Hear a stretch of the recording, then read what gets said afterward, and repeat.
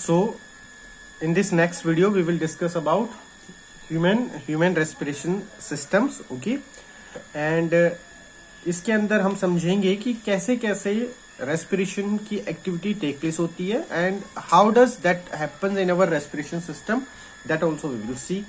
तो first of all, we take air from the environment that goes through our nasal passes and nasal passes is also connected with the mouth cavity. तो जरूरी नहीं है कि अगर हम नाक बंद कर दें तो हम मर जाएं, क्योंकि माउथ कैविटी से भी एयर रेस्पिरेटरी सिस्टम्स के थ्रू जा सकती है. But we should avoid taking respiration और सांस लेना हमें माउथ कैविटी से और थ्रू माउथ हमें अवॉइड करना चाहिए, because our nasal cavity contains mucosa plus lot of tiny hair like structures are present in initial part of the nasal cavity. उससे क्या होता है, that helps in filtration of air, dust particle और air के filtration में वो help करते हैं. Secondly, they also helps in maintaining the temperature of air we are breathing in. जो हम सांस ले रहे हैं, जो उसका टेम्परेचर, जैसे बहुत बाहर मतलब गर्मी का मौसम है, बट वो जैसे हमारे बॉडी के अंदर नेजल पासेस से थ्रू इंटर करती है, तो उसका टेम्परेचर लगभग हमारी बॉडी के टेम्परेचर पा जाता है, और टेम्परेचर उसका बाहर के कंपेरिजन में कम हो जाता है. ठंड के अगर मौसम है तो उसका टेम्परेचर थोड़ा इंक्रीज हो जाता है, क्योंकि उसके हमारी जो नेजल कैविटी के अंदर म्यूकोजा प्रेजेंट होती है. ठीक है. सेकेंडली, जो हेयर स्ट्रक्चर्स हैं वो फिल्ट्रेशन का काम करते हैं. जो ऐसे ही होता है जैसे बाहर गाड़ी में एयर फिल्टर होता है, ऐसे हमारे नोज के अंदर जो हेयर्स हैं they act like air filter. Okay, these kind of things are not present in mouth.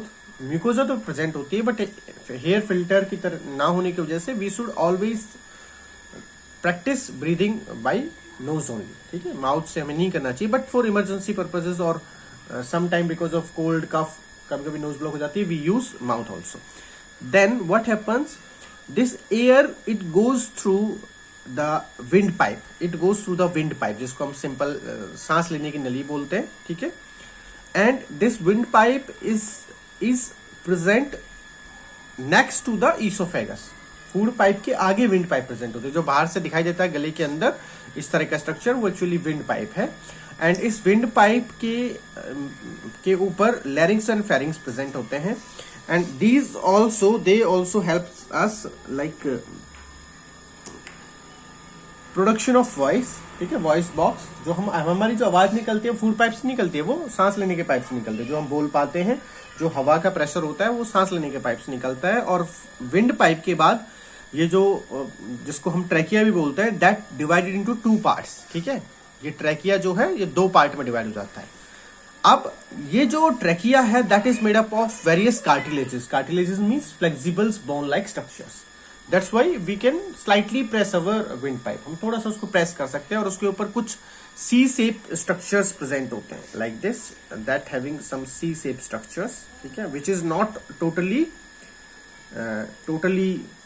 Closed from here. यहां से ये जॉइंट नहीं रहता है. And that is the solid structure that is present in the front part. आगे के में solid structure present होता है. और कई बार जैसे हम केसेस सुनते हैं न्यूज़पेपर में या पढ़ते हैं या फिर न्यूज में देखते हैं टीवी में, अगर विंड पाइप को दबा दिया जाए, definitely that will lead to choke of our respiratory system. हमारा रेस्पिरेटरी सिस्टम चॉक हो जाएगा. और there can be the death also. जो फांसी लगाने में, जो सुसाइड बहुत सारे डिप्रेस पर्सन करते हैं, उस केसेस के अंदर ये चीजें because of ring of cartilages ये ब्रेक हो जाती हैं और ये फिर विंड पाइप के अंदर जाके स्टक हो जाती हैं, और जिसकी वजह से सांस लेना हमारा रुक जाता है और डेथ हो जाती है. उसको चॉकिंग बोलते हैं. ठीक है. अब नेक्स्ट क्या है, जो भी हमने डिस्कस किया कि ये ट्रैकिया 2 पार्ट में डिवाइड हो गया है. तो पहले तो डिवाइड होता है ये प्राइमरी ब्रोंक्यूल्स. ठीक है, प्राइमरी पहली बार. फिर आगे आप देखेंगे फिर से डिवीजन हो रही है इसमें. इधर इस साइड में एनसीईआरटी की ये टेक्स्ट बुक है, इस साइड में तो उन्होंने रिब्स केस दिखा दिया. रिब केस का एज सच रेस्पिरेशन से मतलब नहीं होता, बट क्योंकि our lungs being very delicate organ, मतलब बहुत सॉफ्ट, डेलिकेट और बहुत ज्यादा स्पंजी टाइप ऑर्गन होते हैं, इसकी वजह से हम हमारी बॉडी उनको प्रोटेक्ट करती है. और नेचर ने प्रोटेक्ट करने के लिए रिब केज बनाया है. ठीक है, पसलियां बनाई है, रिब केज बनाया है. और फिर इधर की तरफ इस डायग्राम में उन्होंने पूरा रेस्पिरेटरी सिस्टम्स के अंदर लंग्स की किस तरह से एनाटॉमिकल स्ट्रक्चर्स होता है, किस तरह से आगे डिवाइड होता है, वो उन्होंने दिखाया है। तो पहले primary bronchial, secondary bronchial, tertiary bronchioles बनेगा। मतलब ये जो मेन पाइप है ये 2 जगह डिवाइड होकर और डिवीजन इसके अंदर छोटे छोटे पाइप होता जाएगा, और लास्ट के अंदर आपके this goes and then it form what, then it form very fine capillary like structures, and at the end of these capillary like structures grapes like structures और balloon like structures alveoli are present। ठीक है, last से swell up रहता है, सूजा रहता है, फूला रहता है, और बैलून की तरह की स्ट्रक्चर्स प्रेजेंट होते हैं जिसको हम एल्विलाई बोलते हैं।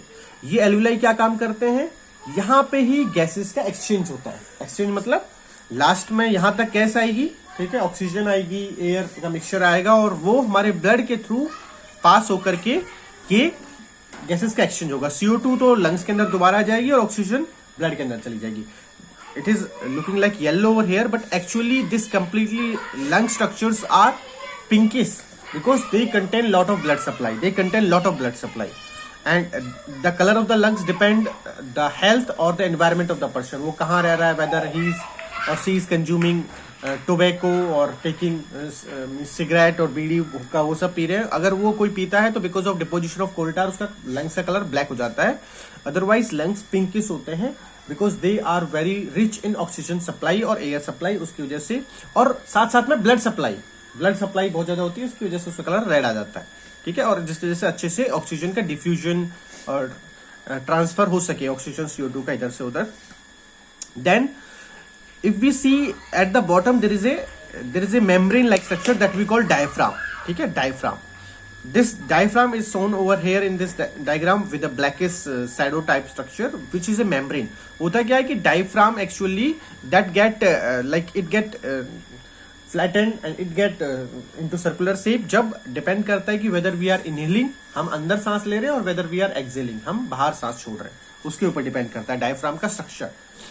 ठीक है, एंड रिब केज किस में हेल्प करते हैं, प्रोटेक्शन, फर्स्ट फंक्शन। सेकेंडली आपने नोटिस किया होगा जब हम सांस लेते हैं तो our chest goes up, our chest cavity और ribs cavity that goes up, जिसकी वजह से क्या होता है, यहाँ पे वॉल्यूम बढ़ जाता है और प्रेशर कम हो जाता है, जिसकी वजह से हम प्रेशर के डिफरेंस की वजह से एयर फ्लो कर पाती है। ठीक है, एंड इसका अपोजिट होता है जब हम एक्सपेल करते हैं, जब गैस हम एक्सेल करते हैं तो इसका अपोजिट होता है, and that happens in human respiratory system, and this is the basic process we studied कि क्या होगा जब हम सांस लेंगे और क्या होगा जब हम सांस छोड़ेंगे, और किस तरह के एनाटॉमिकल स्ट्रक्चर्स होते हैं इन सारे मतलब ह्यूमन रेस्पिरेटरी सिस्टम में। दैट्स इट, अभी that's it for this video, and in the next video we will discuss about how the oxygen get transferred into blood, then RBC, then how does it reaches up to the site, मतलब tissues तक कैसे जाती है।